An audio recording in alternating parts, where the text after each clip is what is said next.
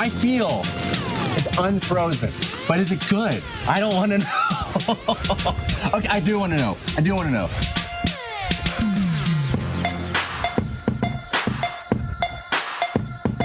Hi guys, wrong video, I'm Chef Nguyen guys. Tran. Wrong video. I've done a lot of crazy. You can change it now. I look really good there, though, right?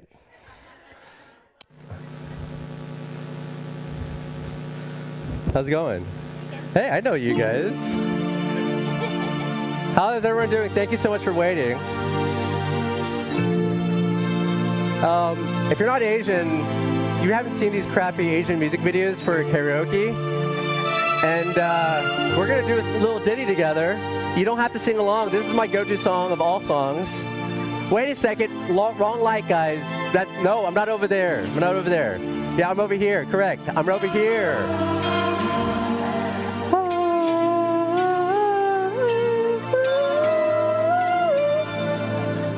Time can never mend the careless whispers of a good friend to the heart and mind. Ignorance is kind. Remember, this is lower than this one. There's no comfort in the truth. Pain is all you'll find. You guys are great. By the way, I wanted to learn how to play my harmonica so I could do the saxophone solo, but I didn't have time. That's the way letters. You should know better than. I don't know if I should stand up. I mean, I could. I mean, I don't want to get in your way. You want to karaoke?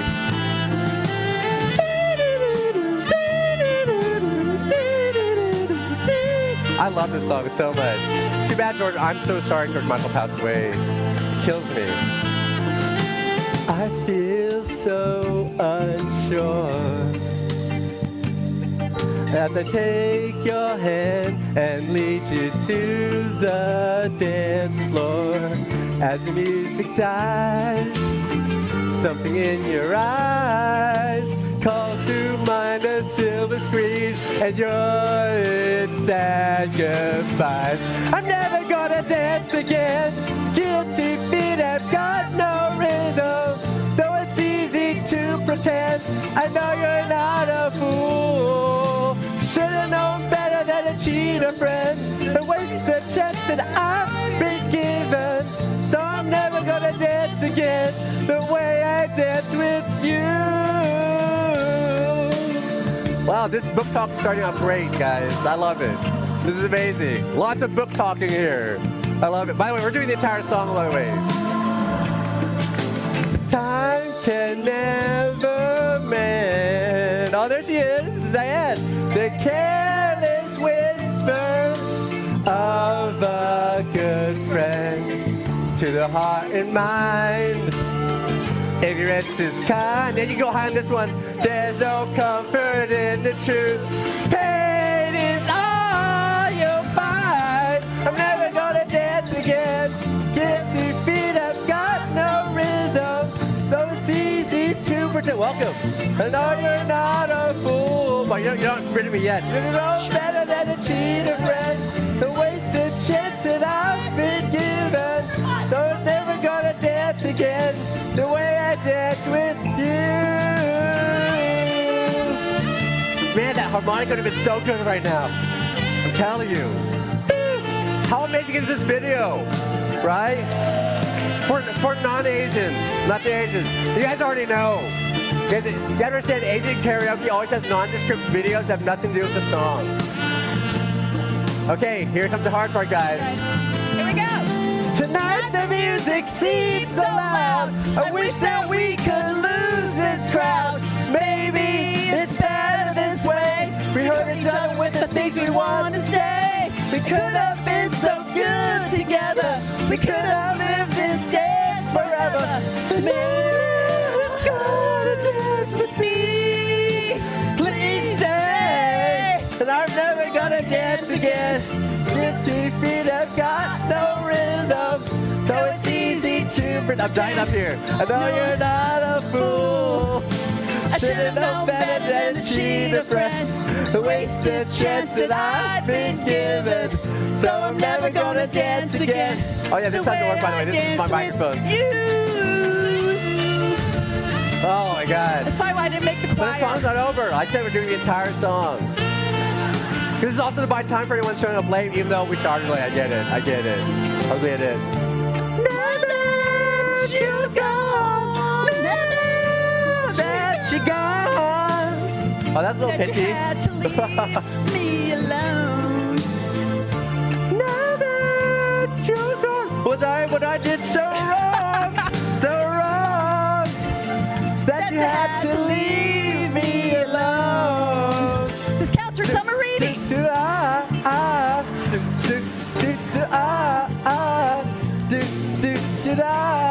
the Georgia one. Sad.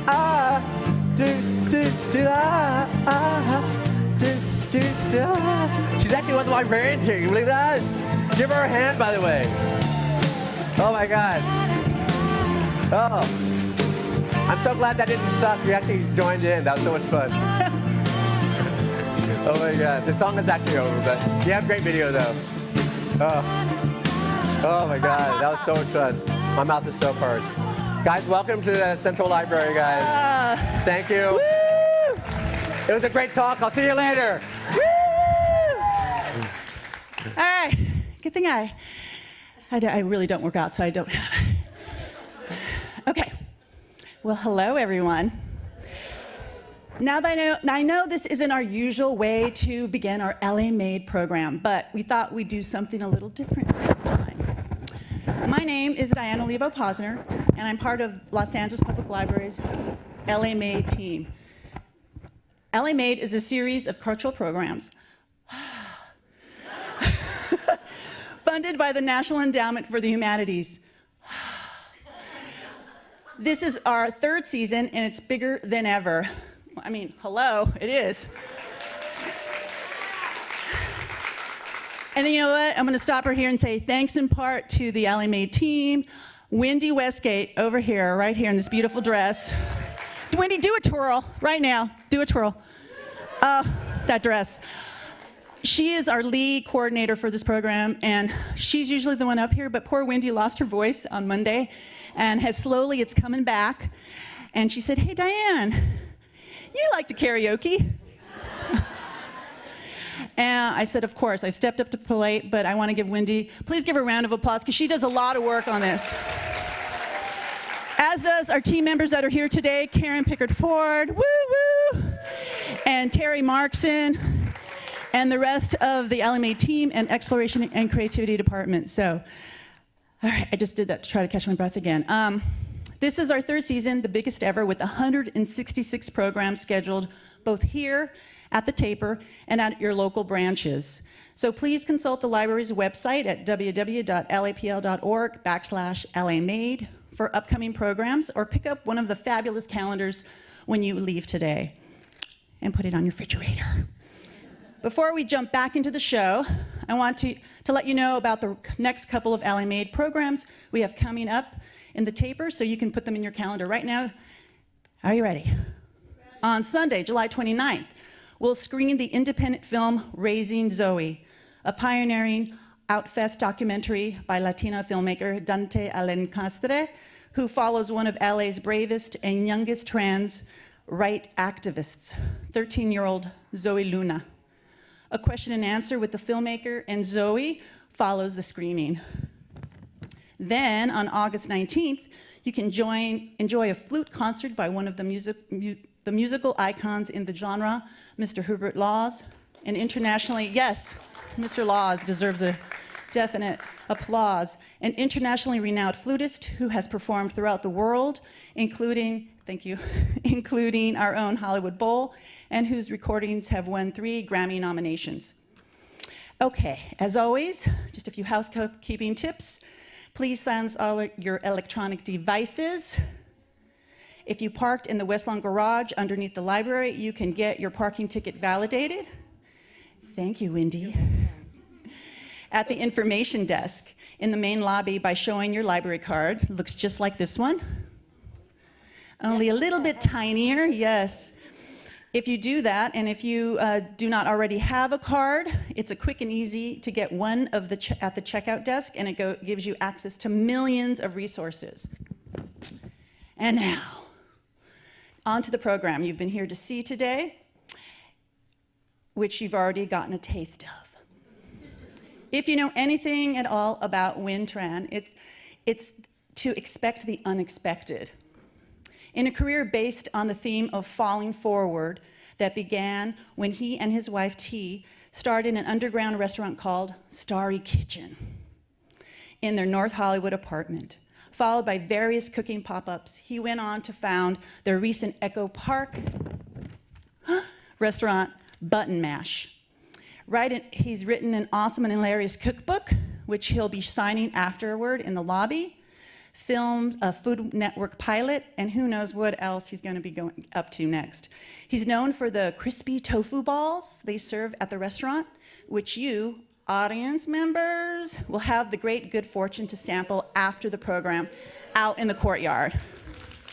And now, let's have Nguyen, the king of reinvention, take it away again. Woo! Yay! Yay! I feel like, by the way, with the headset, it makes me feel like I want to sell a ShamWow to you guys right now. I don't know if you guys are fans of like infomercials, but I love them. So if you don't know who I am and what I'm infamous for, this is the thing I'm most infamous for, is the banana suit. What is that? Oh, no, you can say, by the way, you can talk to me too, so I might respond to you. So the banana suit is the thing I'm most famous for, or infamous for. Okay, can we bring up the first slide real quick? Oh, let's see here. This will help. Okay, hit present. Yeah. Okay. Oh, I have a clicker. That's right. That's right. So before you answer your question, I have my crappy PowerPoint slide here. So here we go. Wait, do I point that way? I don't know.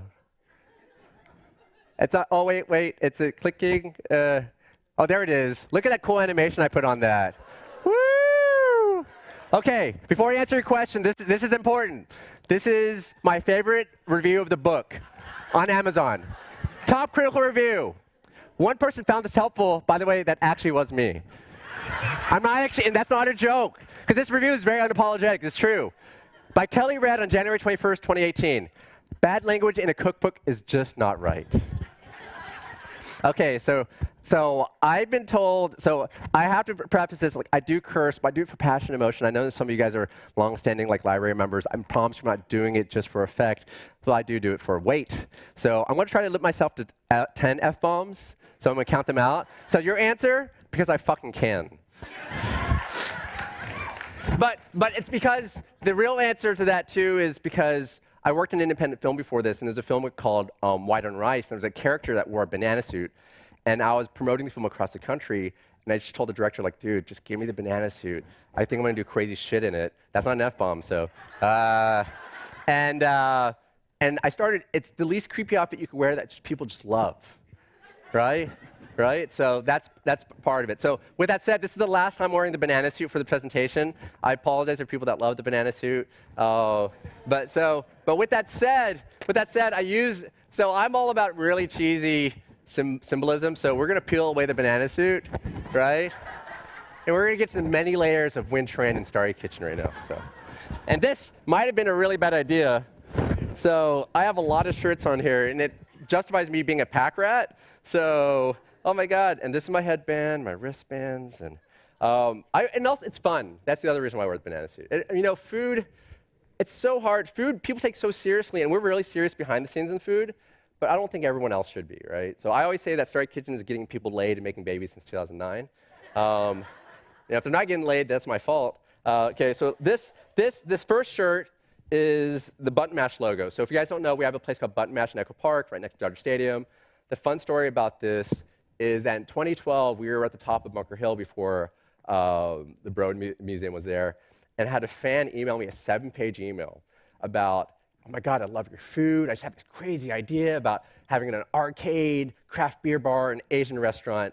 And he didn't know that I'm a big gamer. Like, I have 600 video games at home. I'm a huge nerd. And I was at my grandmother's house in Orange County, and I told my wife about this, and I just replied, I said, ... Sure, that sounds great, let's do it. And he sent a 7-page email. I was like, really? That's it? I'm like, yeah, it just feels right. Why would I say no to that? Like, I don't understand. Like, we'll figure out other stuff. I'm slightly impulsive, so that's the first layer. So let's see how this goes. Oh my God, I'm so hot, so I can't wait to take these layers off. Oh my God, oh my God, oh my God. I'm so sorry. By the way, the AV guys are great. They really tolerated me. Everything that looks like a mistake, I planned that. I'm so sorry. Okay. Oh my God, I took the foam off. I'm so sorry. Oh God. Well, I'm just going to hold it for right now because it's going to be a lot more of this. So this shirt is the OG Starry Kitchen shirt. So our first restaurant after we went legit was at the top of Bunker Hill, right? So this is from that. Has a big star in the back. There's a lot of holes because I didn't have anything else to wear because I couldn't afford anything else. Running a restaurant is really tough, actually. So, and we're going to get at that. I hope I can. I don't know. For people that know who I am, you guys can find out whether you really hate me or not. So I don't really care that much. So okay, here we go. Oh, I should take the glasses off. Those are for the banana suit. Okay. Oh my God, this is the shit show that I created. Not the AV guys just hate me. So I'm so sorry. This is when I used to work in independent film. I used to go to Cannes, Sundance, Toronto, Berlin, Tokyo, and this is for an independent film I worked on called Alan the Sparrow. That took to Sundance and Toronto, won a lot of awards. It's actually, thank you.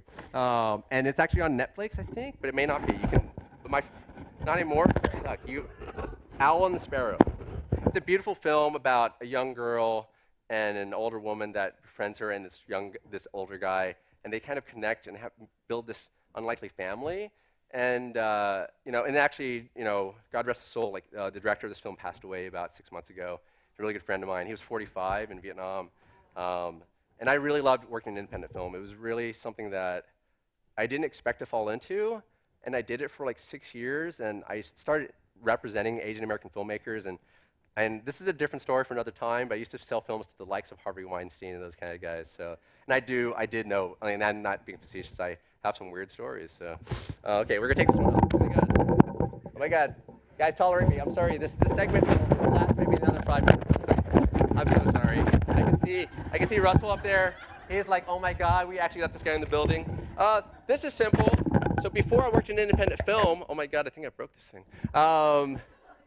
I used to work at a place called William Morris, the oldest talent agency in the business. But before it was WME, it was WMA, and that's where I worked.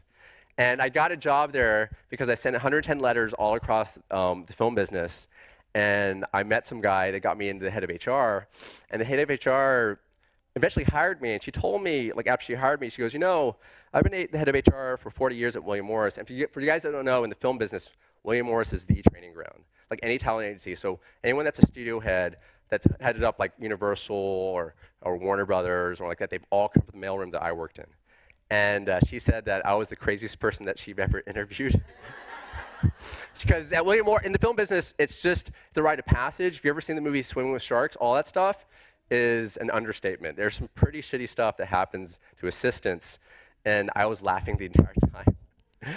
And she's like, why are you laughing? I was like, because we're not saving lives here. This is fucking hilarious. Okay, that was unintentional. That's number two. Okay, damn it. Yes. Okay, I'm going to take more shirts off. Is it going to be right? Yeah. So I got a couple more shirts here. And look, I even have cufflinks. And by the way, outside of, people call this a monkey suit, but I really do like dressing up. So whether it be a banana suit or a monkey suit, I love it all. And I do love cufflinks. They actually have my initials on them and everything. It's so cool. I bought them at like $10. For $10, the thing's remembered, guys. Don't worry, it's not like fancy. So I'm not kidding. My friend in college, coincidentally, we're at my college shirt. My friend in college bought me this. So her name is Becky. She's sweet. If she's watching the Facebook stream, hey Becky. This is my shirt from college. I was at one point in time the vice president of the student body at UT Dallas. So I'm actually from Texas. That's UT though, but I do bleed orange, burnt orange too. I had a run for this, and when I won, I actually had 2 secretaries, a travel budget. I actually had to work with the regents. It was a really interesting, oh God, should not use that word. I tell my staff all the time, it's so condescending. People use better words than interesting. It was an incredible experience that I won't ever forget, and college was unique for me because everyone, I lived in Dallas, all my friends went to UT Austin to party, and I stayed back not to party? I don't know. So this is from college, so we can talk about that later. We're going to get into college because this is actually, something in college is part of the inception of how fucking crazy I am. Number three. We're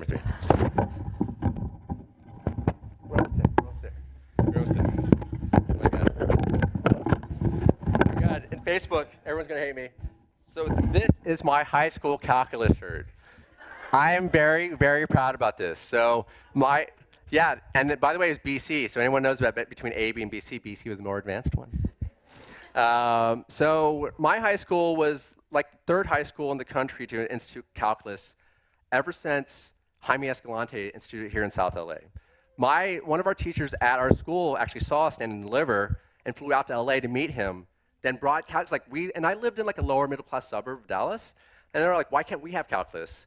And that's what it is. It's intact, and it has like a crazy nerdy thing on the back that basically says 1, but I don't actually know how to do it anymore, derivatives and all that other stuff, and all the I don't remember all that. Even though my degree's in computer science, by the way, I didn't even tell you that. So, I should be making money, but I instead went into restaurants. Like when I graduated with my degree in computer science, being a developer or being a programmer, at that time all my friends were working at Starbucks because it was at the advent of the first internet bubble, which was 1999, and it was crazy. So I was like, oh, no one's going to make money programming. Man, I am one stupid MFer. Okay. And, last shirt is not significant in anything. It's just so you don't have to see me topless. So let me get my actual shirt, and that's the end of the first segment of the T-shirts representing jack shit. I'm gonna put this on. Is that cool? Okay. And then you're gonna put it back on, and then we'll get into it. Thank you so much for not leaving yet, and for those of you that are asleep, I hope you're sleeping well. I'm kind of a ham if you haven't figured that out yet. So. No, the karaoke starts a book talking karaoke. No one. But since I'm not gonna wear the banana suit, I did wear my banana hoodie. So, see, come on. I'm gonna make this lightly. I'm gonna make this light reference. Unlike some people, compromise works for some people, and then you don't have to have it your way all the time. So that's a light reference. Might be political about someone that had a baby balloon in London, which was crazy.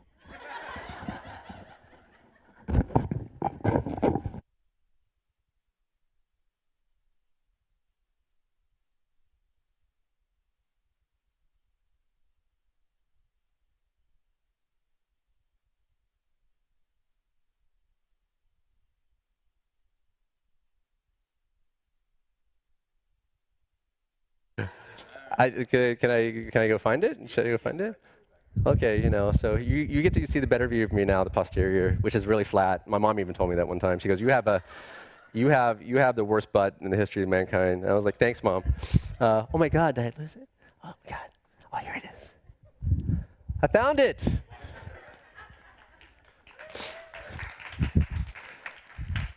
Take that, TED Talks.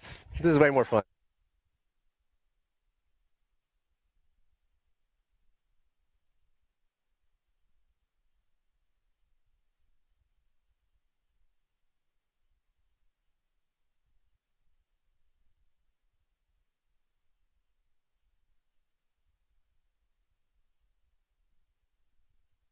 That wasn't effective, then I won't do it ever again. Actually, that's not true. Thank you so much. So give it a hand. What's your name again? Alan? Give Alan a hand. It's like he was like I'm like a magician, and he was like the rabbit. I just pulled him out of my hat. Okay, so I have a clicker that we got to finish this crappy PowerPoint. Let's see here. By the way, did anyone get here early? Did you guys get to see the slideshow and stuff? So did you guys enjoy that? Was that fun? I spent 9 hours on that thing. No, but and it's important. I don't do that. It's hard for me to. I'm not doing that to be like, I spent 9 hours on that thing. You better fucking like it. God damn it. Is that 4? Damn it. Damn me. I'm not even kidding. Like it just flows. It's vernacular. That's why the slideshow is important because it's actually the history of all of Starry Kitchen from the inception of the apartment up until now. Number one. Number two, the music is important because I'm strangely in love with an era of music that doesn't have really a name, but the 70s and 80s, like in Japan and Hong Kong, it's like melodramatic ballad music. So for anyone that's Chinese, like Teresa Tang, and I think there was Sam Hui, and some other, and there was actually Teresa Tang, both Japanese and Chinese, which is interesting. So for anyone, like all three people that know about that. But I did that because, and hopefully, this is, I don't know if this title, I'm going to call it The Many Layers of Starry Kitchen and Nguyen. So that was interesting because I gave you all that music because about 3 years ago, I pissed off a billionaire to open a restaurant. And but I told her no 2 years before. And the reason why we're about to open a restaurant with her is because I had this idea that I'm going to tell this to you now because I hope I can. This is The Secret. Remember The Secret in the 90s and Oprah? Like you would will it into reality. That we thought we would open this Asian restaurant that would the facade would be a snack stand and it would be like all Asian curated like Lay's and Doritos and stuff. But in the midst of this would be one bag of American Doritos. And so if you touched it or like you pulled it, it would trigger a door that would slide open. And the person working the snack stand, and this would be in the arts district right across from the Hauser Wirth and Schimmel. Like that's the spot they were going to give me. I was like, that's great, because after you walk out of the museum, you want a snack, right? And there's no snack stands in LA. So it would open up, and the person working the snack stands off my employee, and that he or she would go like that. And the person was like, well, what do I do? And they would just go like that. And then it would be like a long, dark hallway, and and you walk in, and it would close behind you, and hopefully like cacophony of sound and like a version of Asia that doesn't exist in Asia anymore. And we researched like 300 different songs like this because we were so in love with this idea. So you turn the corner and be kind of like Japanese and Chinese and Korean and kind of tiki bar-ish, but and the kind of like this kind of music, which I just love. So that everything I do, I feel like has a reason. So that had a reason. So well, let's continue with the crazy PowerPoint. And by the way, if you didn't believe, just in case you thought this was, oh my gosh, this clicker. Where do I point the clicker at? Oh, did I drain the battery? Oh, wait, okay. Let's hear. We're past this joke, guys. Come on. Do I do left? Oh, that's why. Just in case you don't believe it. Do you see that spin animation? No, you know what? I hate PowerPoint slides so much. I spent so much time having fun learning every animation, so I've applied every version of animation in this.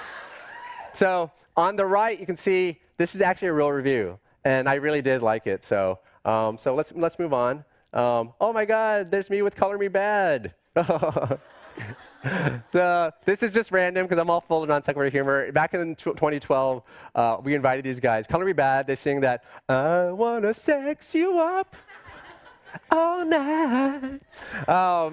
And I was obsessed with them, and I found out they were in town. So I was like, I'll give you free food if you let me take a really sexy picture with you.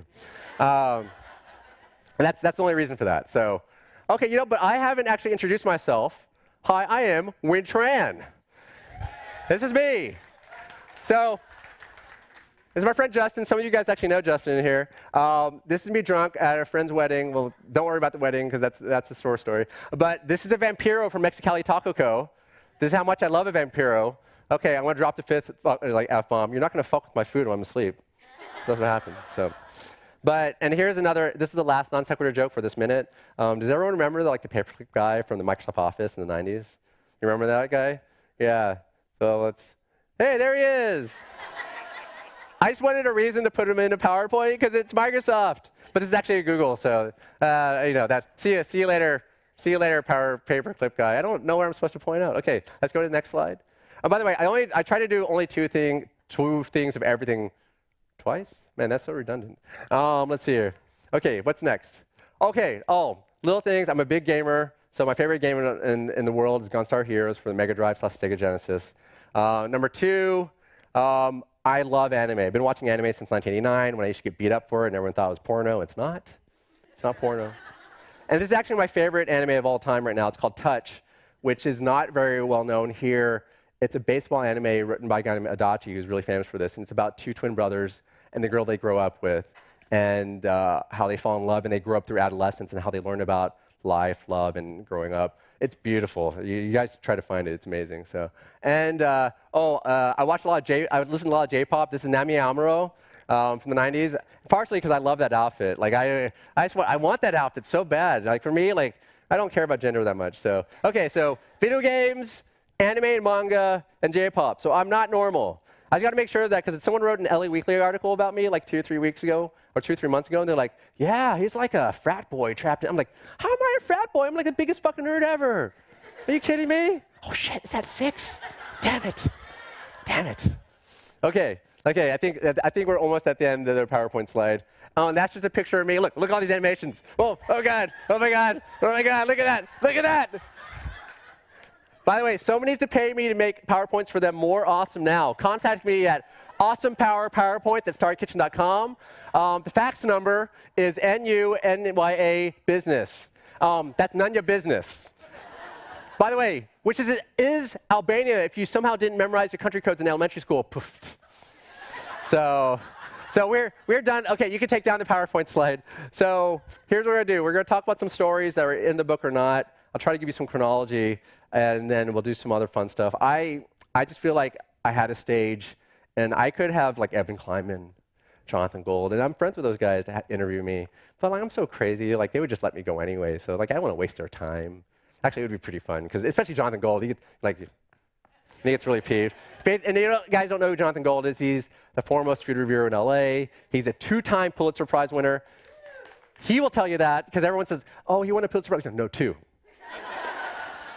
And part of the story why I know that is, one of the many infamous things that I've done is I threw marijuana dinners when they were illegal in 2012. And by this point in time, we had already been legal for 2 years, or legit for 2 years.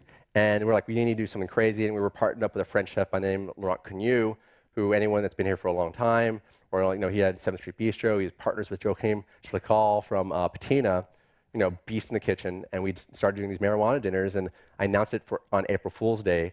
And so what you already got me, like I believe in levity. I like having fun. And everyone's like, no, there's no way that guy in the banana suit is doing a marijuana dinner. There's no way that guy's going to do it. And then we did it, and we invited Jonathan Gold, and he actually came. But he had to take a personality test. Everyone had to take a personality test, and I vetted them out. Like I still have the personality test, and Jonathan actually put in effort. God, see, this is what happens when you start. I should have put it up there so you could have read it. Like one question was like, if you were a potato chip, what kind of potato chip would you be? You know what? Let's just bring it up on my phone. We just keep on talking. So the best part, but the reason why that quote I told you about the two-time Pulitzer Prize winner is does anyone know what High Times Magazine is? Anyone here? Yes.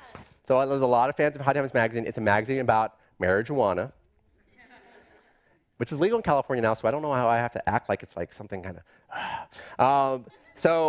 And the editor of High Times Magazine ended up coming down from Santa Cruz down to the dinner, right? So in the middle of the dinner, I'm introducing people, and I'm talking to myself. I'm always talking to myself. I'm talking to the crowd, and I'm like, oh, if you didn't know, Pulitzer Prize winner Jonathan Gold is here, and everyone's like, ah, shh. And it's like, oh, and by the way, beside him is the editor of High Times Magazine. Everyone pushes Jonathan aside. and literally, he's like, I've never seen this happen to me ever. And I'm not kidding, because if it helps you, Jillian Borer, who used to be one of the producers of Good Food with Evan Kleinman, was actually there too. So I'm not being facetious, even though I'm facetious a lot. Yeah, Jonathan wasn't so much a star anymore, because everyone loves their weed at a marijuana dinner. Let's see here. You know what? I can't do this. This is too many things. Okay, so I know I'm crazy. I'm just nuts. This is so as haphazard and crazy as I may seem, I really am. But look, my degree's in computer science. I took the MCAT, which is the entrance exam to medical school, which if you haven't read the book, and I really mean it, I said is the best nap I've ever took in my life. Because it's an 8-hour exam to get into med school. And I really was like, I call it the diasporic dilemma. So anyone that's diaspora or diaspora, which is like, a child of parents that have left a war-stricken country. My parents are Vietnamese. They left Vietnam at the end of the Vietnam War. And if you didn't know, at the end of the Vietnam War, there's a 2-week window that the VC allowed anyone to leave the country. And I got to get the details straight on this, because my parents have told me a different story. My grandmother now has refuted that. But I'll tell you the story that I think I know, is that my mom was 17 and my dad was 16, and they both fled the country. And my mom, by the way, all her like her mom and dad, her sisters, they're all in Vietnam. Can you imagine leaving your country at like 17, 16 years old? And I don't even think that's even a new thing. Like we're reading about the world now, right? It's kind of crazy. These kind of things happen. and they left Vietnam to afford me a better life. I wasn't born yet. They fled like Vietnam, fought like Thai pirates, which is a real thing, famine, all those kind of things. And they had me in Fairfax, Virginia. They moved to Texas 6 months later because it's cheap and it's like Vietnam because it's hot and muggy and and I thought I left Texas, but this heat wave is not doing anything for me right now. I know we're not in the heat wave anymore, but it's hot enough.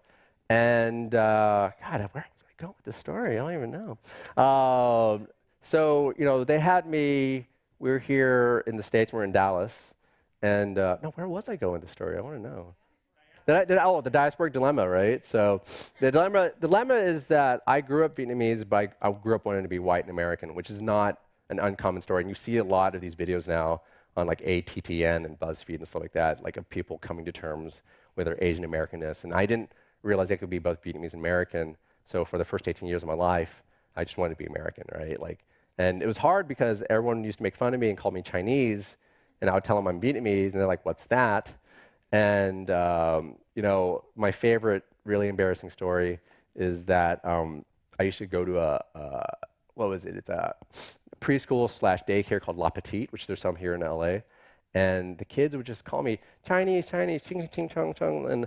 And I'm not being facetious about that. And that's really demoralizing to a 4-year-old kid or any adult. But I remember at this point in time, Wonder Woman was really, Linda Carter's Wonder Woman. Does everyone remember that? And I don't know if you remember, like she does this when she turns. Yeah, whenever they're beating me up and being mean to me, I started turning one time and they're like, "What are you doing?" I'm like, "I'm trying to turn into Wonder Woman." So yeah, so that's, and growing up, I actually was, my family used to think I was incredibly effeminate because I had always cling on to my female side because they're more empathetic, and I was just always really, I don't know, like I know I may give this air that like I'm unapologetic and I'm arrogant, I have an ego and all that stuff, but I had a really sensitive like soul. Like I would cry all the time. I was like one of only 3 Asian kids in our entire like elementary school. That's not fun. And then you have a name like Nguyen, or it's actually Wing, right? And it's also spelled Nguyen. And the first day of school is just always the shittiest because then everyone waits to get my name. Like Nguyen, Nguyen, Nguyen. That's part of your identity too. I got vagina once, which is really weird. And this is in college, and I was like, what? How do you get that? And I'm not kidding. Like I remember, because I was so used, I was already like, the wall is up. Like I'm not gonna deal with whatever crappy version of my name they're gonna give me. I'm like, what, vagina? I should have stood up and like,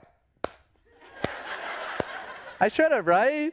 Right? Well, actually, that would have been bad because I would then further that person not understanding my culture. So I grew up in Texas, in Dallas, Texas, in a suburb called Carrollton.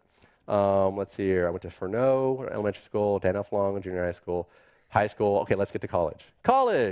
So in college, I stay back in Dallas, and all my friends go to Austin because in Texas, that's what you do. Like UT is the 2nd largest school in the nation. It's a huge party school. It's a lot of fun. I also didn't want to have fun, so I stayed back and stayed at home. I want to save money. And I had a little sister too, so I actually did want to be part of her life. So that is, I don't say that often. So, but in college, I found my own. Like I wasn't with any of my high school friends, and when I ran for student government and I won that, it was really interesting. Like I started coming out of my shell, and it's funny because like I don't know what the term is that BuzzFeed tells us. I'm an extrovert introvert. I have very extrovert ways, but I'm very introvert. Like I said, I have 600 video games. They're not John Madden and stuff like that. It's like I like their role-playing games like Final Fantasy and things I just want to play by myself and delve into. And when I was in student government in college, oh my God, it's a baby. Is that Mia? I don't know. Oh my God, you showed up, guys. Oh my God, there's so many more than 3 or 4 people showing up. I'm so proud. I thank you, by the way, for showing up. I really appreciate it. It means a lot to me. And I genuinely, this entire path of Starry Kitchen in the book is really interesting to me. But back to student government, at one point in time, we did a teacher evaluation site, which would have been a Yelp for professors, back in 1998, which didn't exist. And we did it, we created it, and then shortly after, a week after, so does anyone understand the term general counsel? Like general counsel means attorneys, it means lawyers. The UT system is the second largest school system in the nation behind the UC system. The UC system Office of General Counsel sued me and my friend for defamation and libel the minute we put that online. And I was scared shitless. Like, I didn't know. But my friend was this little Pakistani guy named Mohammed Kashmiri. He had a thick Texas accent, and this short guy. He was really proud that one time he had a mandingo, which is the haircut that Mr. T had. Does anyone remember Mr. T? Yeah, see, I brought Mr. T in the conversation. Didn't think that was going to happen. And I still remember we had to take meetings with him. They're like, look, we're going to sue you. You need to stop this, this teacher evaluation site. UT did. It's UT. It'd be weird if UC sued me. Well, we'll get there. I have a story about UC too, so, because I live in California now. It's crazy. So at UT, they were about to sue us, and then we sat in a room. It was a video teleconference with all 12 of their attorneys. They're in Austin. We're in Dallas. And these are like, the best way I can describe it, these are like trophy wives and husbands, and they're good looking. They talk with a thick Texas accent, and they're not entirely like Highway Patrol, but I can imagine them being like, boy, which I got a lot in between Dallas and Austin. And that people do talk like that out there, and they're like, you chink, and it's so racist in this small city sometimes. And I still remember my friend was like, don't worry, we got this. So they're going through the motions and reading the paperwork, and my friend steps up, and he's like, what are you going to sue us for? Money? We don't have money. And I'm right behind him. I'm like right beside him. I'm like, I don't have money, but that sounds like a good idea. Like that. And the minute that happened, I don't remember very much. I just remember the conversation stopping completely. It went silent, and then the lights go up, and the screen goes up, and everyone walks out of the room, and I'm like, we just got away with that. It's like, holy shit, we got away with that. So Mo is a big part of my history, and I do write about him in the book. And the short story about him is he went on to go to Berkeley Law School, and he only went there because we flipped a coin, and that was it. That's where he went. And I'm not actually kidding. Do you think I'm chaotic? That guy, the little Texas Pakistani guy, woo, crazy. Even though he's not as crazy anymore, he's like, Nguyen, what happened to you? I got a 6-figure job, and what are you doing? You're like scrounging, like making Vietnamese sandwiches. Like, I thought this was a dream, Mo. So he went to UC, and if you guys remember, if you guys had lived here during the time that Gray Davis was governor in the transition between Gray Davis and Arnold Schwarzenegger, if you guys remember, they raised like the vehicle renewal. That was the one thing. He like quadrupled it, and everyone got pissed and wanted Gray Davis out. One thing you guys may have not known, but they did at the UC schools, is that they raised tuition in the middle of the semester and then expected the students to pay the difference. Can you imagine, you're in school and you're already slaved over all your books and everything else. You're like, oh man, how am I going to get laid today? I'm not even going to get laid, but I got to go to school. And then, and all of a sudden you have to, it's like, what? So Mo found in I can't remember the exact, it's not a syllabus, but the guide for the UC system, there's just one clause that says they will never raise tuition in the middle of a semester. And he countersued the state. And I protested with him at the UC Regents meeting at UCLA, and this is really important because at one point in time, they were selling T-shirts, and I remember the university cops cracking down. They're trying to cuff people. And all of a sudden, there was one kid. One kid goes, we're not selling shirts. We're asking for donations. And all of a sudden, the cuffs come off.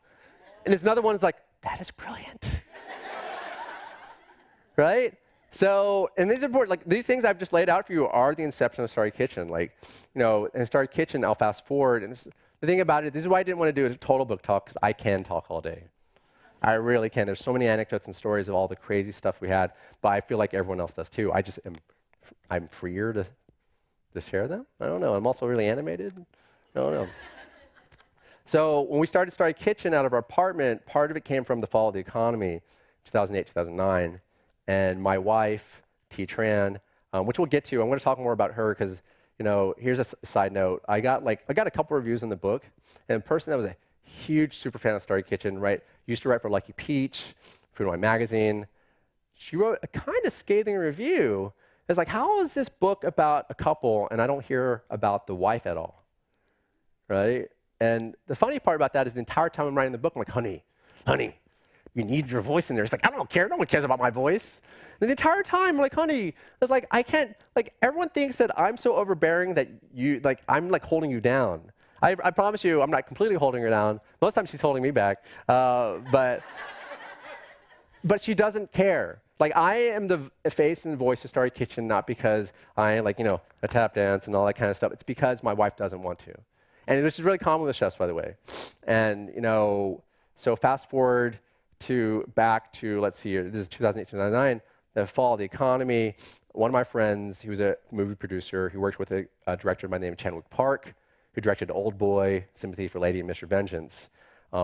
Crazy Korean films. You should watch them. You might not be able to sleep afterwards for a while. She stayed with us and started cooking us Korean food. And at this point in time, my wife, she's Chinese born in Vietnam, and she only cooked Chinese and Vietnamese food because that's what she knew. And one day, I'm stupid. This is going to be the 7th F-bomb right here. It's going to come from her, not me. And I was like, honey, oh man, this Korean food's awesome. Do you think you might be able to cook something other than Chinese or Vietnamese food? And my wife, and this is a common response, so verbatim, why don't you shut the fuck up and cook it yourself, fucking Nguyen Tran? And my response is always like, all right, that didn't go well. And I had this revelation when I was writing the book, because every time I've done that, my wife is always, the word comply is probably the wrong word. Because comply means that she submitted, but to a certain extent, but I think she does these things, okay, this will, 8th F-bomb. She does these things to shut me the fuck up. Because she knows that I just won't let go, and this is something I tell my staff too, and hopefully you guys will appreciate this. And I mean this truthfully, I have no real skill in life, except for one thing. When I want to do something, when I have my mind set on something, come on, okay, I'm going to use the F's in this, but this is going to count as 9, okay, guys?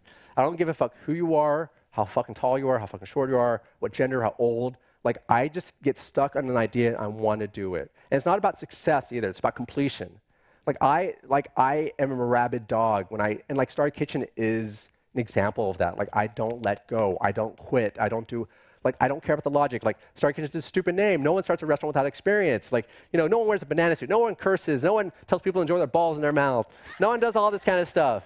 And for me, it's not about logic entirely. Like, I read that one of my friends referred me to a book written by Malcolm Gladwell, and I don't read many what I consider self-help books.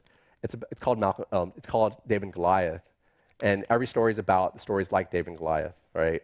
The idea of someone, you know, against all odds, shouldn't have actually succeeded in taking on the Goliath. And I started realizing that this word contrarian has come on in vogue into the vernacular of the lexicon in the last like 4 or 5 years. Like, I'm kind of contrarian, but it's not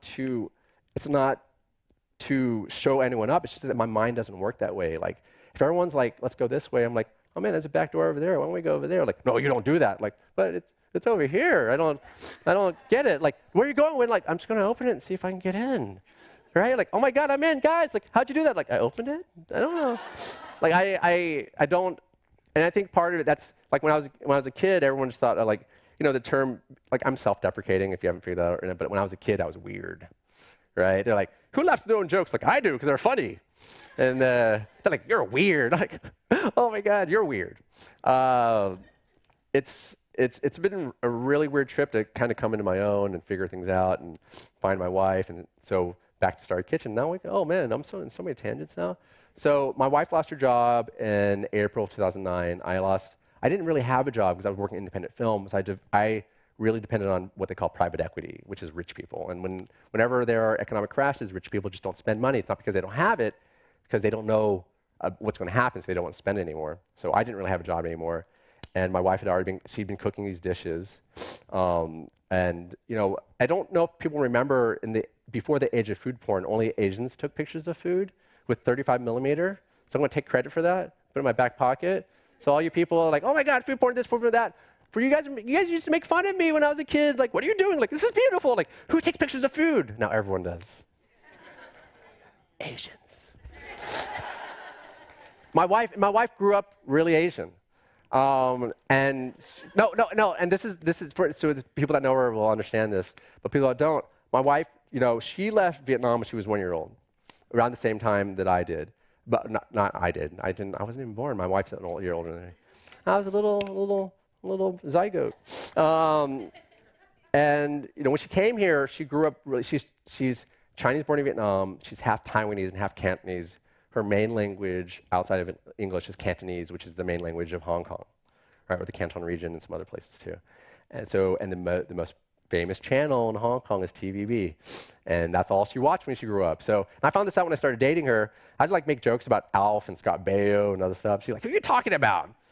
Right? I'd be like Saved by the Bell. Like, what? No, Zach Morris. Who's that? And she grew up like karaokeing and actually watching Asian like pop culture the entire time, right? So when we fast forward to when she lost her job, she was cooking, she was taking pictures. She wasn't doing it to be a blogger or anything else. It was just natural to her, like, well, this is another pretty dish. She did it. She did 40 different dishes, never to be repeated. And then on Thursday night, sometime in May, I was like, all right, honey, what? We're going to start an illegal restaurant at our apartment this Sunday. And she's like, why? I was like, because you're unemployed and you ain't got shit to do. Because when my wife, logic works the best. Like, you can't, I'm the guy that kind of try to will things in reality, but my wife is like she's a cement wall. She doesn't let me do anything like that. So then that's when we started Starry Kitchen. I printed up 300 flyers, put a picture of my dog on there, because if you have a dog, and you understand this, no one knows you by you, they know you by your dog. Right? I'm like, oh, GQ's daddy, you're sweet. And, and that was the inception in May 2009 of Starry Kitchen. A lot of these stories are in the book. I don't want to go over all of it because there's so much ground to cover, and I honestly, I gave myself a lot less time. Oh my God.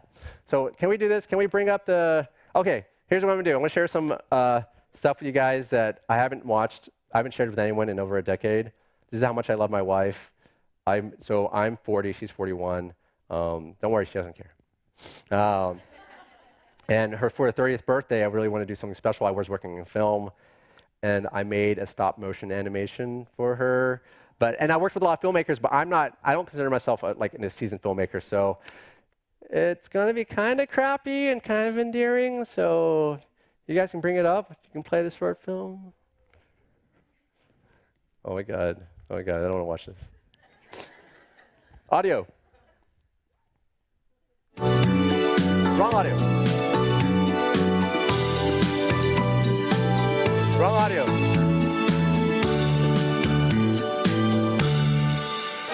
Where's this music coming from? Oh my God. This actually is on my... Oh my God, this is crazy.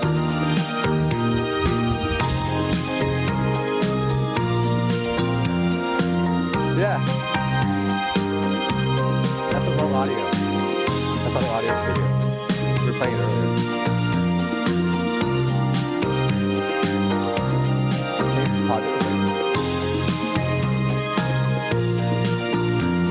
No, see the audio playing something else. I don't even know where that song's coming from. No, I don't even have that song. This is funny. This part isn't planned, by the way. It's so funny. It's crazy. But I love that song, by the way. You guys could have sung along with that. That would have been cool. Try this one more time. We want the short of this film. Yeah, correct. Where did that song come from? I mean, that's amazing. Where's the audio for this?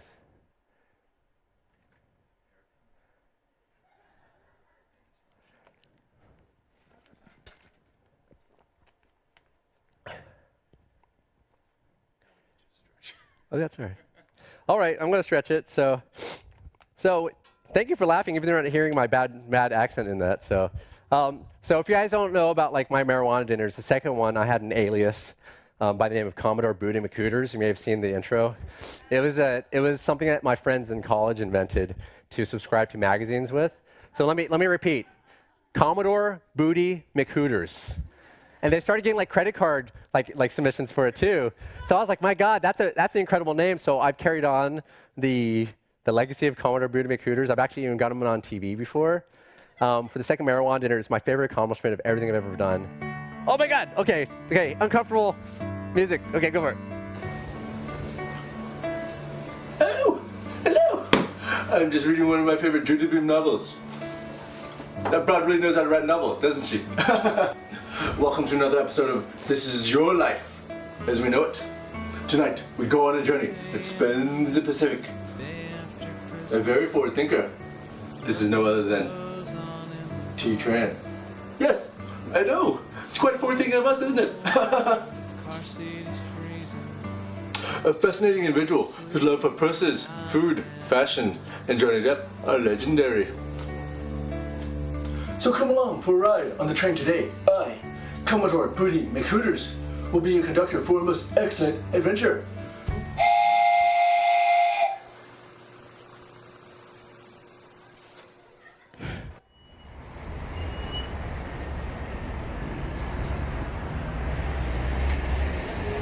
Oh, what's a girl to do in a normal day in Vietnam? Just me and my donkey hanging out with the dinosaurs in the car strap. Oh my god, who is this? Does he need my help? Oh my god. Hey, the sexy lady. What's that little blob over there? Hello, I'm a blob. Soon you will have a child and I will rule over it. Beware me. Bleh. Bleh. I don't know how much longer I sit here. This is what happens when you deal with a rough cut and have no more time. See you later, suckers. Oh, here. Oh my god, there I am again. See, here's some pho. It tastes good. I'll talk to you later. Bye.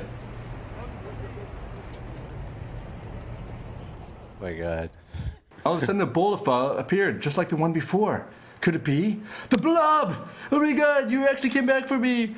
Hello, my pretty. Oh, that's tea, by the way. I'm going to, I don't really know what I'm going to do with you yet, but I'm going to scare you. And when I do scare you, I'm going to eat that bowl of pho. It's mine. Oh my god, oh my god, oh my god. Who is that? Who is that? Oh my god. The magnificence. That's me. Another ninja in my life. Oh my god. That's supposed to be me. Melting. Goodbye. By the way, I call myself Nguyen Tran.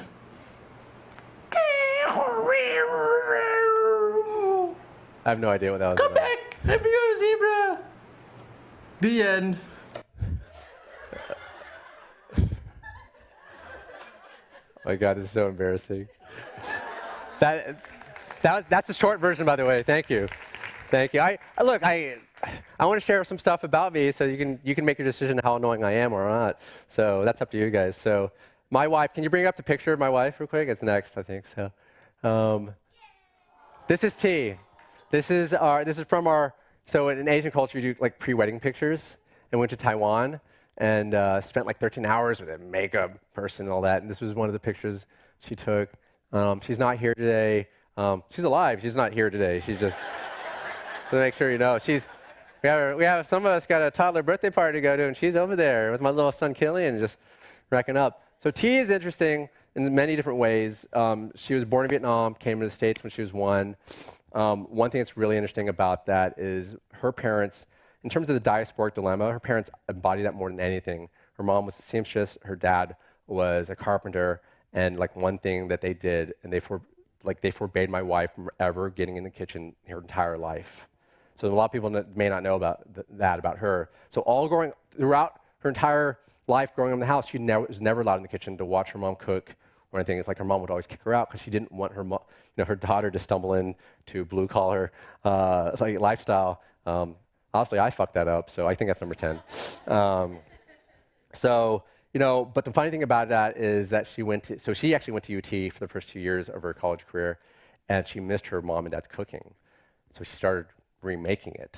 So instead of like making instant ramen and other things, she was making there's a Vietnamese dish called bún riêu, which is it can be like a pork base, and she makes it with like minced crab meat and lobster. And, she was making her freshman year, and in Texas, crawfish is really popular. So, she would do crawfish boils in bathtubs, bathtubs full of buttery, spicy crawfish. And I was like, and I hadn't met her yet. I'm like, man, where was I all this time? So that's my wife in terms of cooking. And then when I met her, I as gregarious as I am, I know shit about women. I'm so bad with women. And she was the first woman that I met that, number one, didn't respond to my charm, and number two, I also said the right things for some reason later on. Not in the beginning. I said all the wrong things in the beginning. She hated me. But she was also the first woman I ever met that could really cook. And it was really astounding to me. And, you know, I had so much ground to cover. Like my wife, when we started dating, after I pursued her for 3 months and I quit, she caved in. She heard I was going to go on like a blind date. And I was like, why, are you jealous? And she went silent, and then we made out, and that was fun. And she told, no, this is funny. Then she's like, okay, we gotta keep this a secret. And I was so in love with her. I'm like, yeah, we'll keep it a secret. And we go to UT Dallas, is where we go to school, and we go into the computer lab. And at this point in time, AOL Instant Messenger is popular, AIM. And I sit down next to her, and our friend Alex is sitting next to her on the other side. And she goes, get on IM. I was like, hey, what? Alex knows. Alex knows what? Alex knows about us. What? Why? I thought you told me the secret. Oh, I told him anyway. Why are we messaging each other when we're sitting right next to each other? And I started talking to her. I was like, I don't understand why we're like typing when we're sitting right next to each other. And then from that point on, it was really interesting. I can't get off this word. I just, you know, it's just extravagant speaking is good for me, but sometimes he was interesting too much. Her parents actually disowned her for like 1.5 years for dating me, because at this point in time, a lot of the Vietnamese communities, you know, we're gangsters, and look at me, I'm like hardcore, right? You guys look at me like fear, right? Like I turn to you, right? You feel that? You feel that? You feel that fear?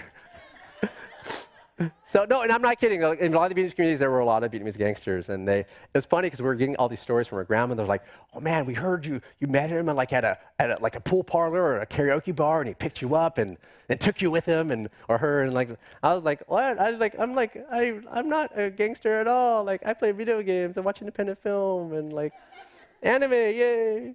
So you know, so we got closer because of that, and eventually, you know, the fall of the economy happened at that point in time, and we moved out to LA, and she stopped cooking, actually. I started doing all the cooking.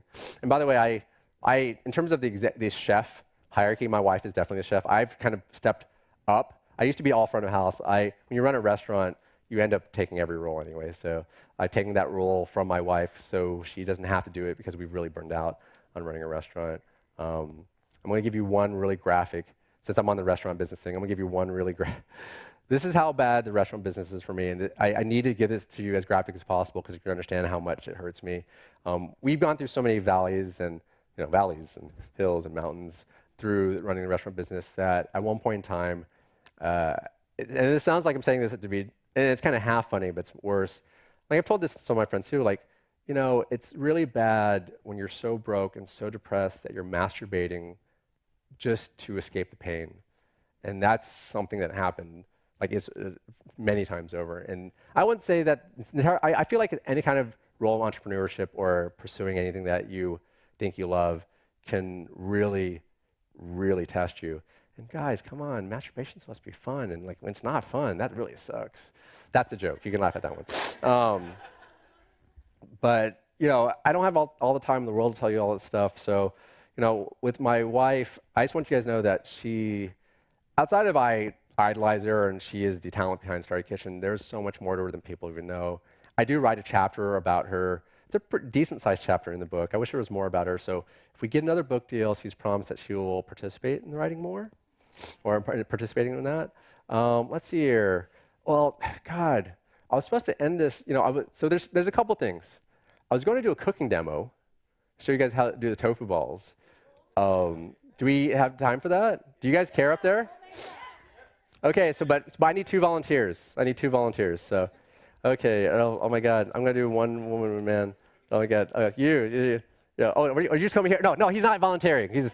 You, and then you. I know you, so. Oh, you're just picture. Yeah, you can come on up. You too. So here's the thing. About 3.5 years ago, we quit. We were at an emotional high, or emotional low and a professional high, and 3 days after I quit, I got offered a book deal, which is really crazy. And I think it's a mistake that they gave me a book, but it's too late, it's already published.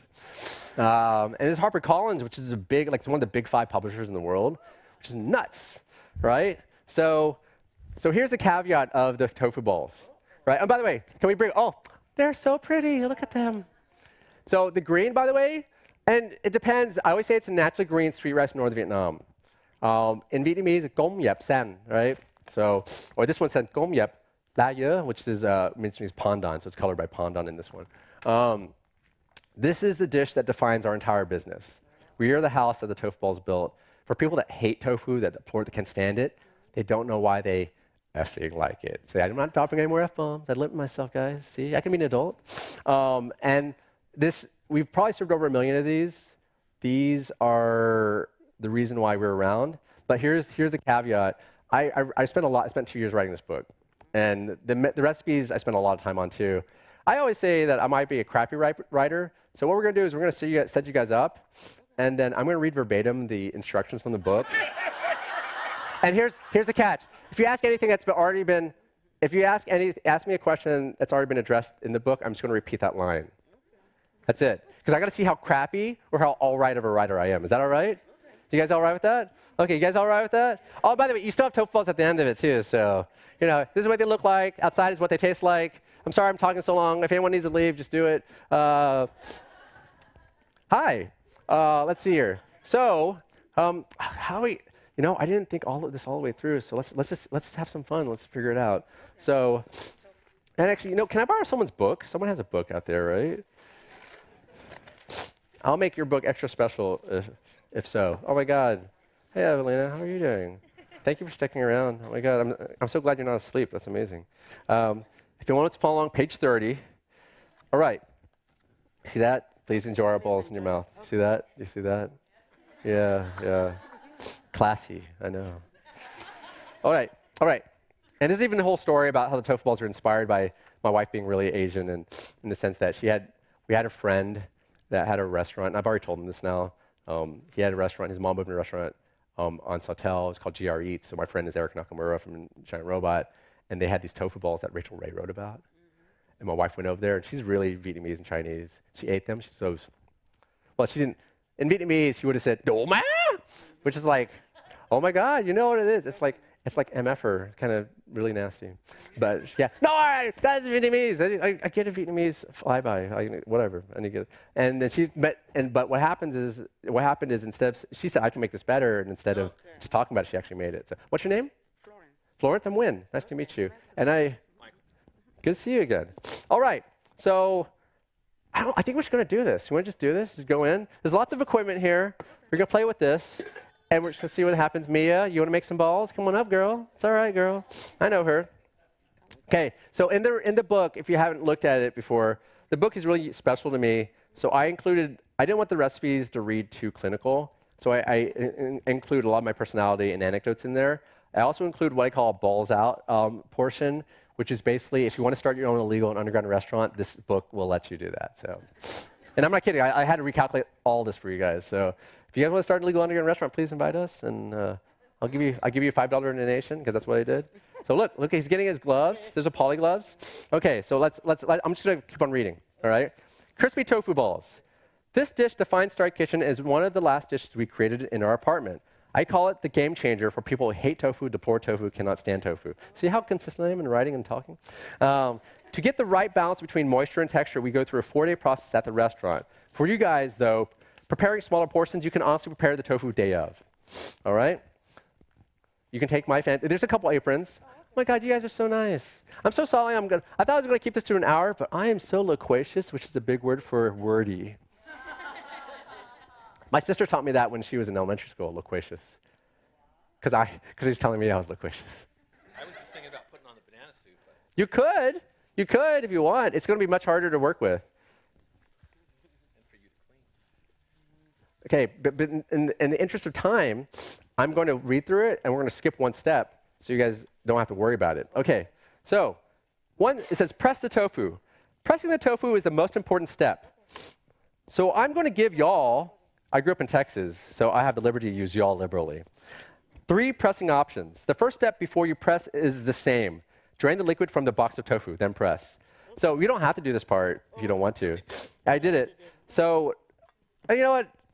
Okay, easiest. Use a tofu pressing machine. I spotted one of these in Torrance, California, at a little Japanese grocery store. You place a block of tofu in between 2 plates and turn a small crank to compress it.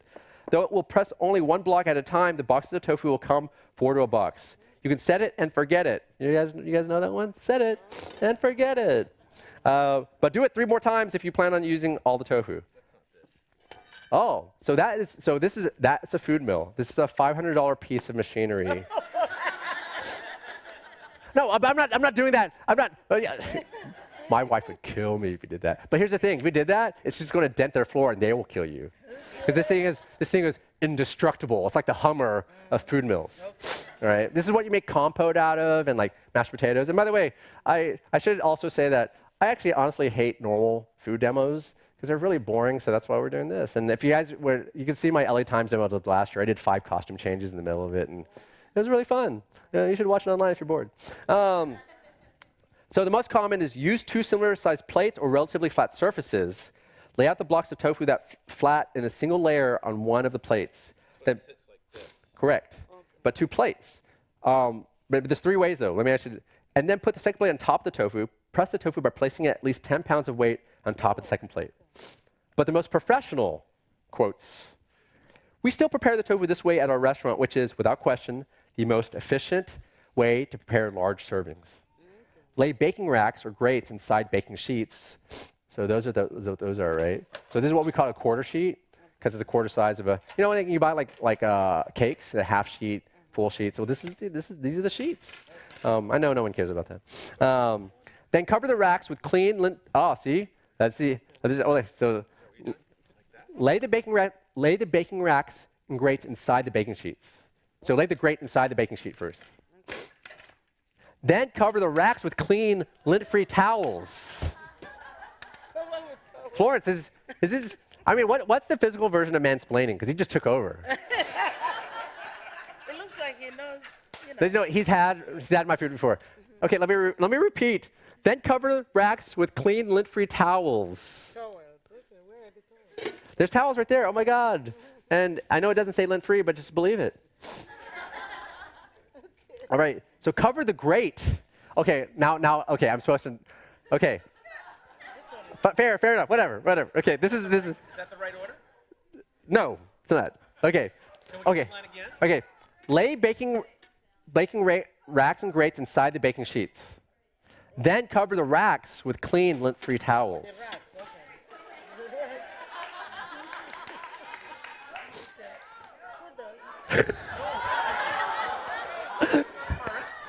The grate goes first. Lay baking racks and grates inside baking sheets. Then cover racks with clean, lint-free towels. Let's hear it for Florence, everybody. That's right. This is why you don't have men do very much of this stuff. We don't know what to do. That's not my first language either. Oh my God, that is horribly racist. Or, as we did successfully for 4 years, with neatly folded aprons laid in a single layer as level and as flat as possible across the racks. You're fine with that. Yep, towels or aprons, plural. Because tofu holds so much moisture, the liquid constantly spills over. And we found very few people who just live to clean, meaning that most staff is pretty dirty. To absorb the moisture and to create much less of a mess, we started using layers of cloth.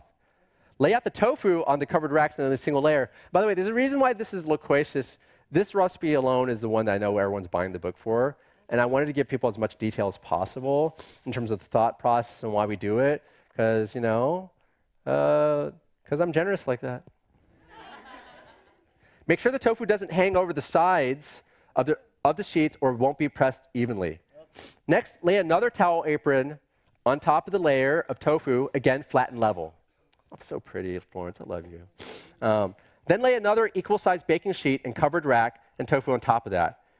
Repeat the same steps as needed. The top layer should be a baking sheet on which you place, okay, this is where I realized that I gave bad instructions, so I'm going to say this anyway. Place 30 to 40 pounds of stuff to press down on all the layers. The typo, you're only 30 to 40 pounds? You look great. Michael, what have you done? The typo is more like if you're doing the 34 pounds of stuff if you're doing 12 boxes worth. There's only one. So I would say for anyone that's made it or hasn't made it, I'd say maybe 10 to 20 pounds of stuff. Does it really take 4 days? No. The process, okay, so this is the reason why it takes 4 days. One day you press it. Okay. The second day you just roll it, and then you set it aside. Then the next day you batter it and flake it, and you set aside it again. You still let it drain for 24 hours? overnight at least. Overnight. And these have already been pressed, so no matter how many layers you stack, the tofu should flatten out only slightly, not be completely crushed. Oh my God, you guys did such a great job. Yay! Process and season the tofu. This is the second step. Processing the tofu is far simpler than pressing it. Though like pressing, there are 3 different ways to do it. Start with a bowl or a large 22-quart plastic container. There's no 22-quart plastic container. Made by and known as a Cambro. If you have one of those lying around. And do one of the following. Okay, number 1, use a food mill, which is what we use. This is by far the easiest way to process tofu and get the most consistent texture, and is a great method for mashing anything. 2, use a potato masher.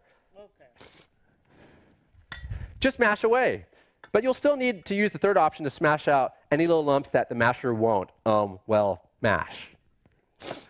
Number 3, mash everything with your hands. In parentheses, this is the most common way. So how do you guys want to process the tofu? Yeah, with the hands, with the pasta. You can, but you want to use a food mill? You want to try it? Try. All right, you guys, great choice. $500 utensil. Okay, here's what we're going to do. Here, I want to show you how to use the food mill, though. So it's pretty hefty, right?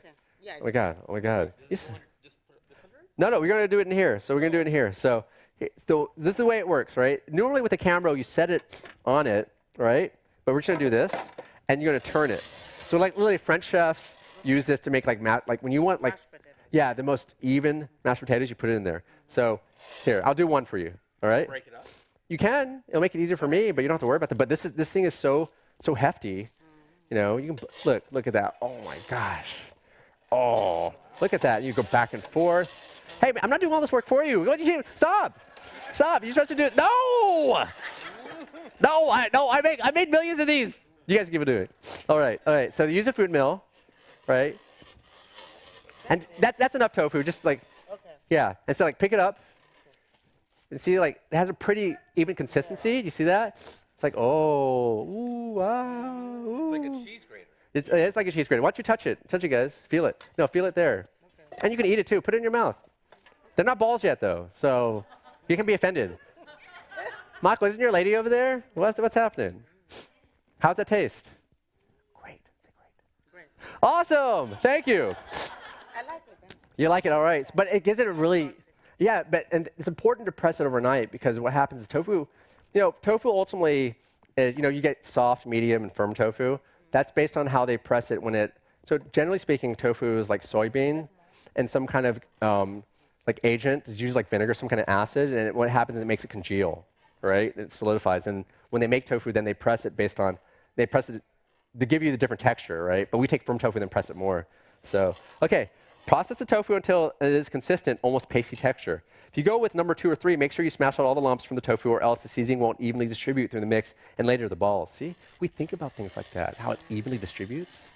That's what my mom told me. Okay, add chopped scallions, mushroom bouillon, corn, and ground white pepper. Hopefully evenly processed tofu. Yeah, scallions. How much scallion? If you want, well, we're not going exactly, yeah, do that. Do the Salt Bay. That's a lot of Salt Bay. That's horrible. Like, do this. No, you don't have to do that. Okay.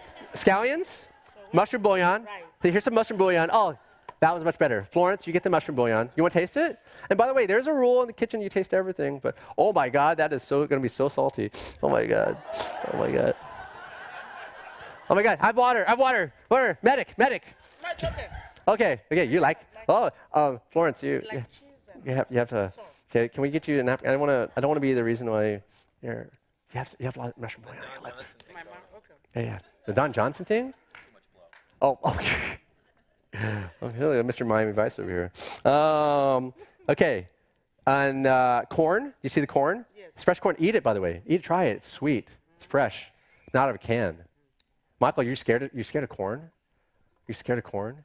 Thought it was salty. They thought salt. No, it's just corn. It's not like, did you read that, what is that, Stephen King, Children of the Corn?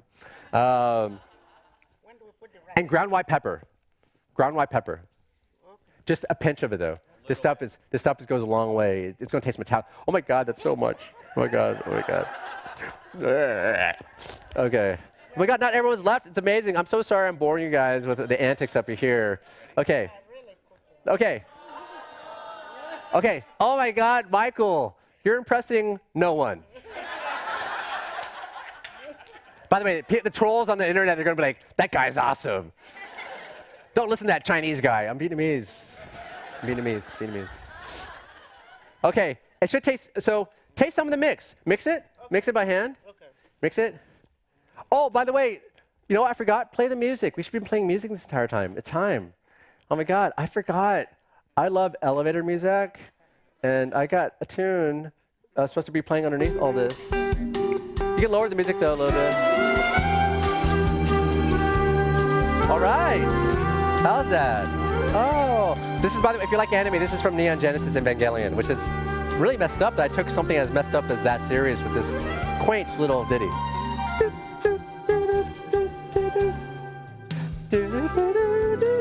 Okay, taste some of the mix. Okay, Michael, taste some of the mix. Taste some of the mix. I'm gonna taste it too. Oh my God, it's so good. So good.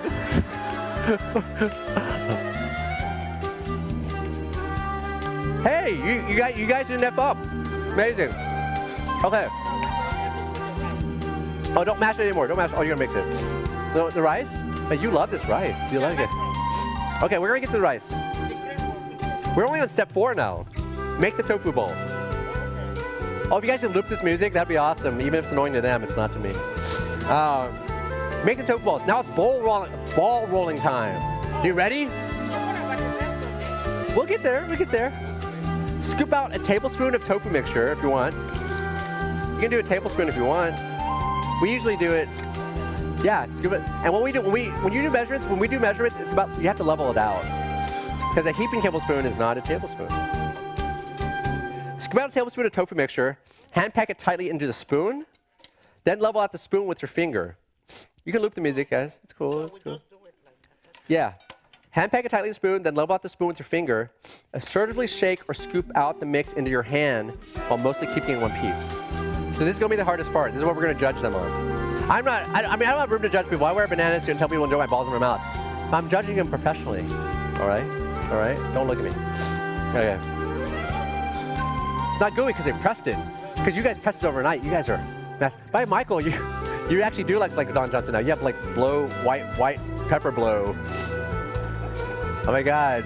Don't let them... Imagine if they stopped you at customs, they did that, and they're like...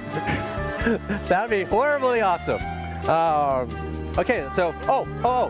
So, assertively shake the scoop out of the mix in your hand. While firmly clench the tofu by making a fist, packing it very tightly so it doesn't fall apart. Continue by shaping it into a ball, either with one hand or by lightly tossing the ball back and forth between both hands, like you're playing catch with yourself. Oh my God, you just played into my... Nice.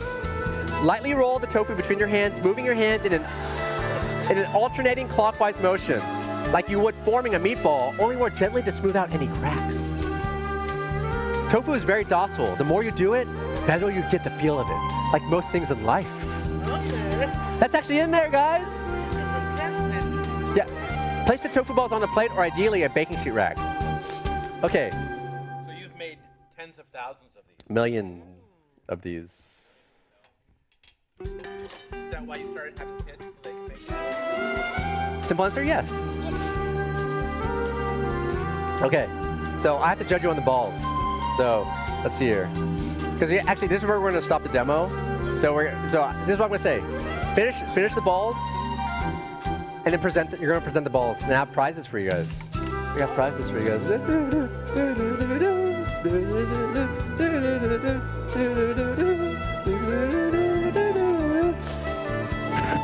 Were you guys expecting this for your book talk today? Raise it, show your hands. I don't know if anyone was expecting this. A couple people were expecting it. Liars! All right. Okay, okay, I want to turn around. Okay, take your best ball, and I will judge your ball. All right? And you know, I didn't even think, I'm going to do it with my eyes closed first. Okay, I'm going to do it with my eyes closed. Let's see. Is that a pretty good ball? Right. It's nice. I like handling your balls. These are nice ones. Is this soothing? This is fun, right? Cooking's fun, Florence.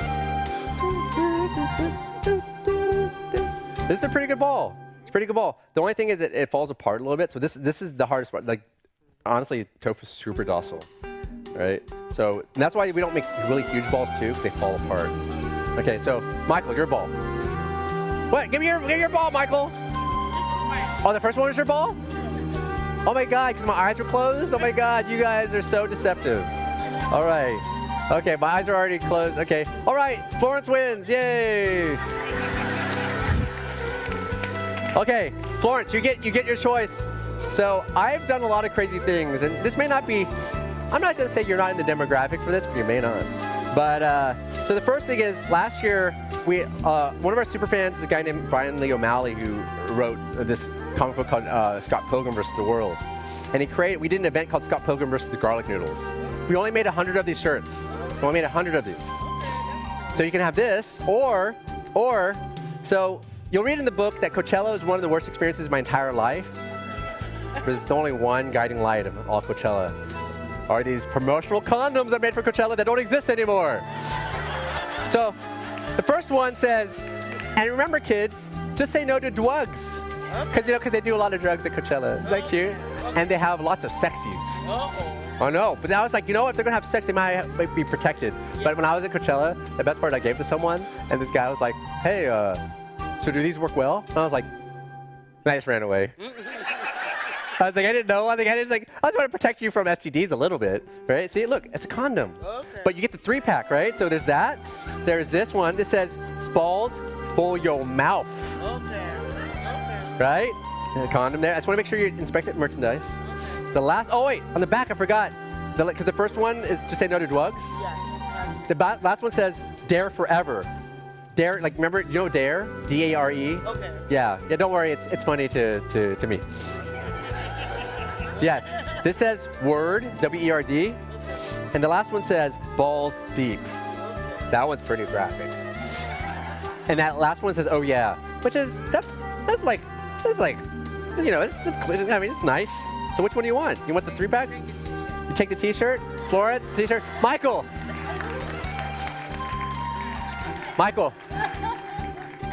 Don't use it all at one time, but if it does, it'll give more protection. That's what they tell me.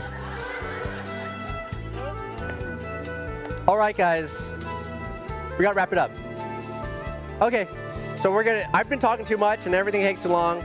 So let's go on to the last crappy PowerPoint. So only try to do 2 things at one time. So we can stop the music. Guys, thank you so much.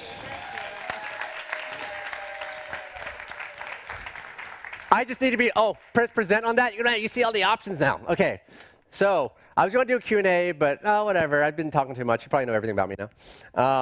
All right. Oh, where's my crappy PowerPoint? Okay, so we're going to end this thing the way we started it. And you guys are such a good crowd. I think we're going to be fine. So we got some karaoke options, all right?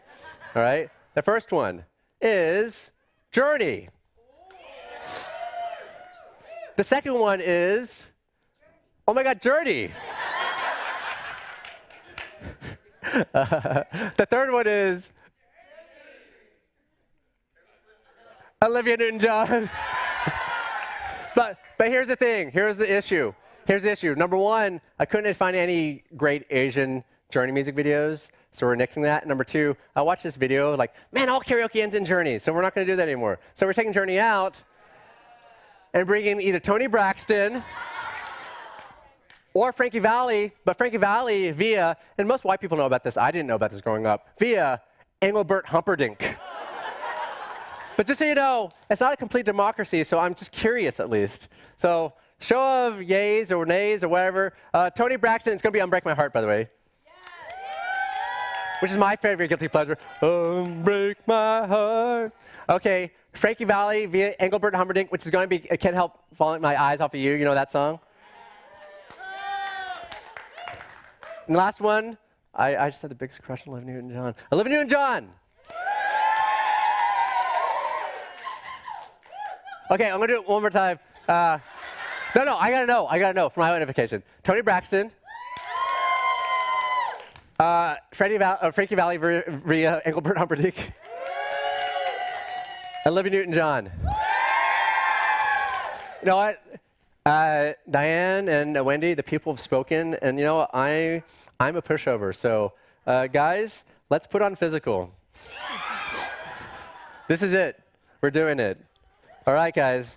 Oh, and Azra, you can put it on the lights, the fun lights and all that kind of stuff. We're going to do, you can do full screen, play and full screen. It'll be a lot of fun. Oh, this is...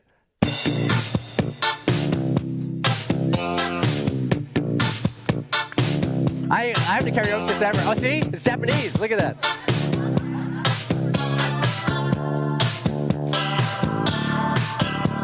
I'm saying all the things that I know you'll like. Oh my God, take that ad out. I can't see it. This is real. This is really YouTube. How about a hand to just right? You know what I mean. I took you to an intimate restaurant, then to a suggested movie. Thank you. There's nothing left to talk about. Then it's horizontal. Let's get physical, physical. I wanna get physical. Let's get physical. Let me hear your body talk. You guys showed yourself, by the way. Let me hear your body talk. Let's get physical, physical. Look at this video. How awesome is this video? Physical. Let's get physical. Let me hear your body talk.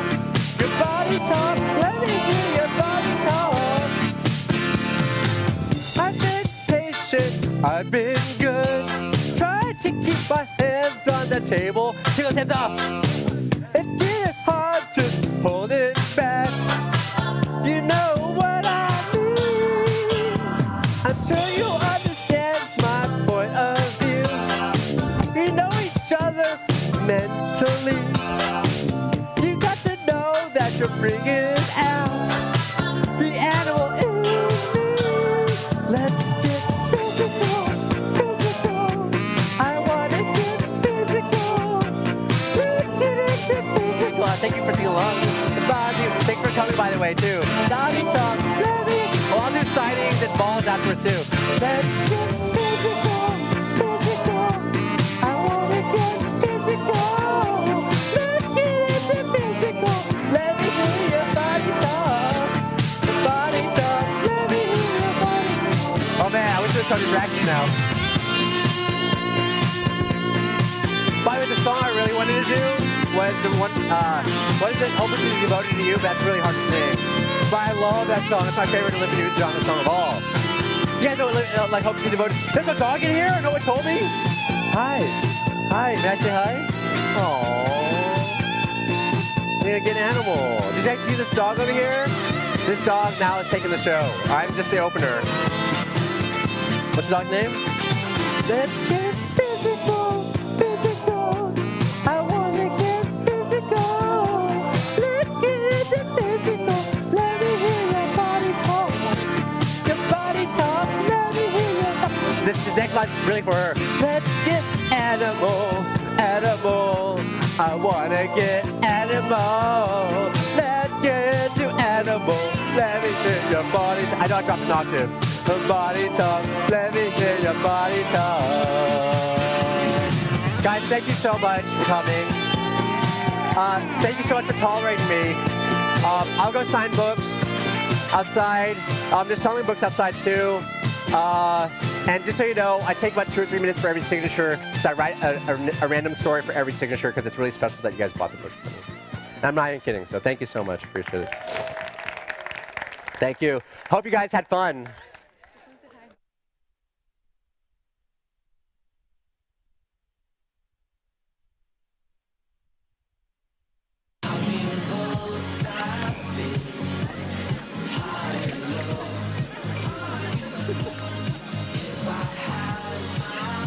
Enhance your moments. San Pellegrino, tastefully Italian.